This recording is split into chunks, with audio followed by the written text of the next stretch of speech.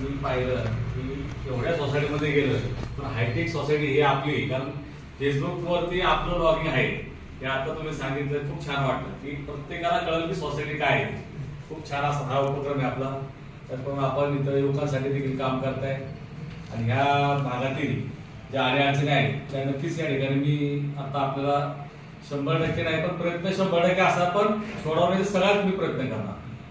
ज्या ज्या आता जो रोडच्या बाजूचा जो आपल्या सोसायटीला लागून जो आहे कचरा तो देखील आणि समोरच्या बाजूला देखील आणि तो पुढचा एक फ्रंटचा एक आपला तोही विषय आपण त्या ठिकाणी मार्गी लावायचं काम करू आणि बापूंशी पण भेटू आणि त्यांना देखील आपण आपल्या वतीने परत एकदा निवेदन देऊ. त्यांच्याकडनं देखील आपण हे काम मार्गी लावू. नक्कीच आपण या ठिकाणी मला बोलवलं, माझा मान सन्मान केला, याबद्दल मी सोसायटीचे मनापूर्वक धन्यवाद देतो. आणि खऱ्या अर्थानं आज आपल्या भारतीय जनता पार्टीचं या ठिकाणी राज्यात देखील शासन आहे आणि केंद्रात देखील येणाऱ्या पुणे महानगरपालिकेत देखील येणार आहे. नक्कीच आपल्या ज्या अडचणी बाकीच्या काय राहिल्या असतील त्या पूर्ण होतील. आपल्या सर्वांना माहिती असेल की आपल्या भागात पाण्याचा फार मोठा समस्या आहे. आंबेगाव पठार असेल, 15-16 असेल, या पट्ट्यामध्ये पाण्याची आता खूप अडचण आहे. पण आता लाईट पण टाकून झालेली आहे की जी आता वाहतूक डेबिटची पाण्याची टाकी ती आता अंतिम टप्प्यात आहे.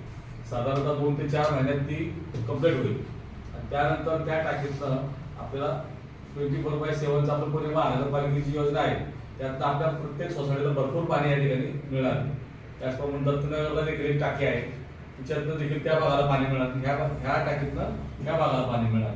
पाण्याचा आपला 100% हा प्रश्न हा गेले 5-6 महिन्यात पूर्ण संपला. आता तुम्ही पाहिला असेल की आता जाता की ते टाकीचं काम अंतिम टप्प्यात आहे.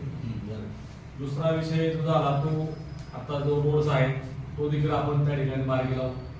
त्याचप्रमाणे आमदार फंडातनं देखील आपल्या सोसायटीला काय मिळतंय का आता तरी मला काहीच माहित नाही, पण जर काय आमदार फंडातून जर मिळत असेल तर त्यासाठी देखील मी तुमच्या सोसायटीसाठी त्या ठिकाणी आमदारांशी बोलून त्या ठिकाणी ते मिळवण्याचा 100% मी प्रयत्न करतो.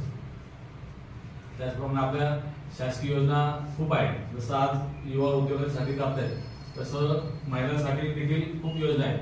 अटल पेन्शन योजना आहे 18 ते 40. तर मी सगळ्यांना सांगावं की ह्या योजनेचा प्रत्येकाने लाभ घेतला पाहिजे.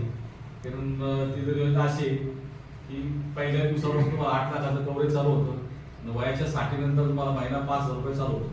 पण तुम्हाला तो मिळवायचा असेल तर तुम्हाला त्या योजनेत गेलं पाहिजे आणि ती योजना तुमच्या वयानुसार आहे.